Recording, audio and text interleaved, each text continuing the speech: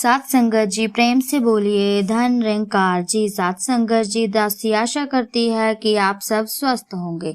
सात संगत जी दासी आपके सामने फिर से एक नई प्रेरणादायक कहानी लेकर के आई है, संतों के वचनों का प्रभाव। तो आओ चलते हैं इस कहानी की ओर। एक राजा के महल में एक संत आए। बहुत पहुंचे हुए संत थे। उनका खूब मान सम्मान किया। संत को राजा ने जलपान भी करवाया।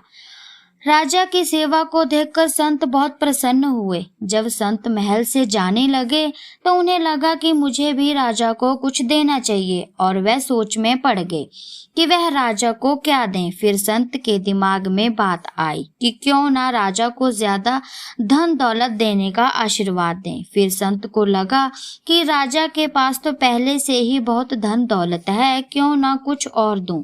तो फिर संत ने उन्हें मान सम्मान देने की सोची, परंतु फिर से राजा ने सोचा कि ये तो राजा हैं, इनको तो हर कोई मान सम्मान करता ही है। फिर संत सोचते रहे। कुछ देर बाद संत को ध्यान आया कि कोई ऐसी चीज राजा को देनी चाहिए जो पहले से राजा के पास न हो। फिर संत ने सोचा कि राजा की जिंदगी में सत्संग की कमी है, तो राजा को सत्संग की 2 बातें सुनाता हूँ। फिर संत राजा के पास गए और उन्हें कहा कि कल आप अपने परिवार के साथ सत्संग में आना। फिर राजा अगले दिन संत के पास चले गए। संत ने सोचा कि राजा ने पहले तो कभी सत्संग नहीं सुना होगा, तो राजा को बड़ी बड़ी बातें कैसे समझ आएंगी। छोटी छोटी बातें सुनाने में अच्छा होगा। संत ने राजा से कहा कि राजा, मैं जो पूछूं तुम्हें वो सच बताना होगा। राजा ने कहा ठीक है महाराज।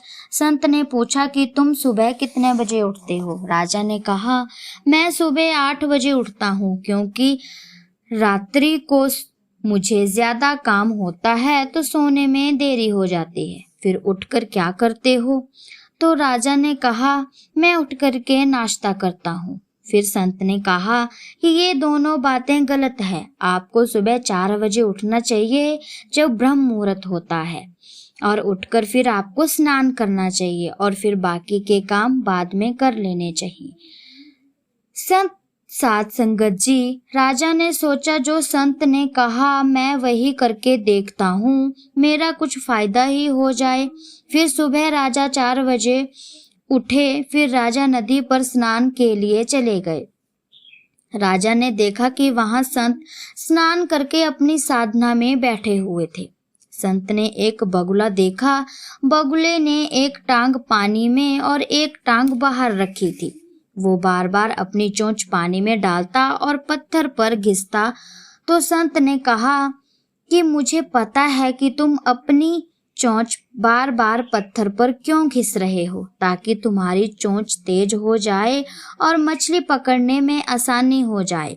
संत ने इस पर 2 लाइनें कही, घिसे घिसावे घिसे घिसे घिस घिस जा रे पानी, जिस कारण तुम घिसते हो वो कारण हम जाने। वो लाइनें राजा ने सुन ली। राजा महल चला गया और उन लाइनों के बारे में बार बार सोचता गया और बार बार उन्हें दोहराता गया।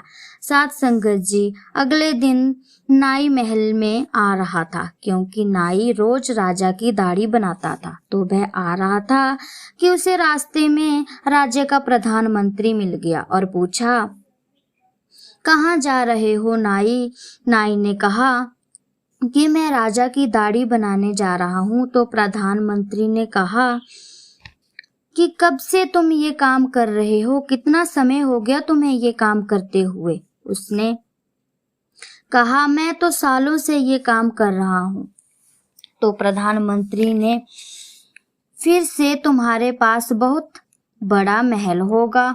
उसने कम नहीं, मेरे पास इतना बड़ा महल तो नहीं है, लेकिन मेरे पास एक छोटी सी झोंपड़ी है।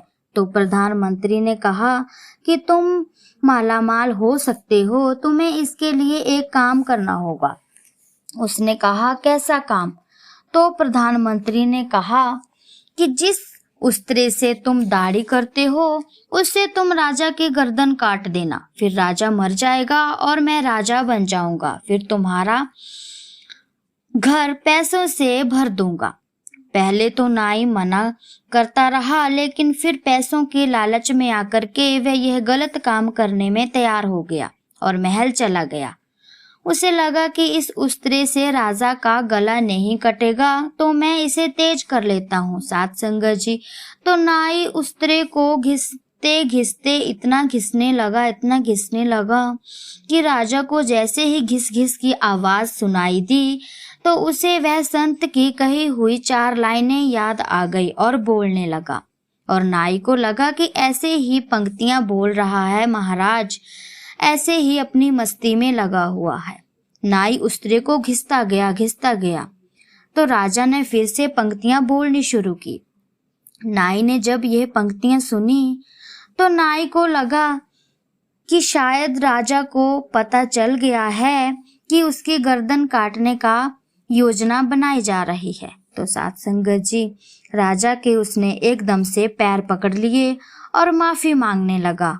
और राजा बहुत हैरान हुआ कि नाई ऐसा क्यों कर रहा है। और नाई खुद ही बोलने लगा कि मैं लालच में आ गया था और ये गलत काम करने लगा। मुझे राज्य के प्रधानमंत्री ने बोला था कि तुम राजा की गर्दन काट देना, तो मैं राजा बन जाऊंगा। सात संगत जी, राजा को सारी योजना समझ आ गई कि कैसे प्रधानमंत्री उसे मारने की योजना बनाई थी। परंतु सात संगत जी, उन पंक्तियों के कारण ही राजा की जान बच गई। जिस तरह संत की पंक्ति अनजाने में सुनने से राजा की जान बच गई, वैसे ही सत्संग में जाने से हमारी पूरी जिंदगी बदल सकती है। इसीलिए सात संगत जी, हमें सत्संग में जाना चाहिए और विचार सुनने चाहिए, ताकि सात संगत जी हमारी जिंदगी बेहतर से और भी ज्यादा बेहतर बन सके और हम इन सामाजिक गलतियों से बच सकें। सात संगत जी, दासी की कहानी आपको अच्छी लगी हो तो चैनल को लाइक, शेयर, कमेंट और सब्सक्राइब तो जरूर करें। ऐसी ही नई नई कहानियां लेकर के आती रहेगी। सात संगत जी, प्रेम से बोलिए धन निरंकार जी।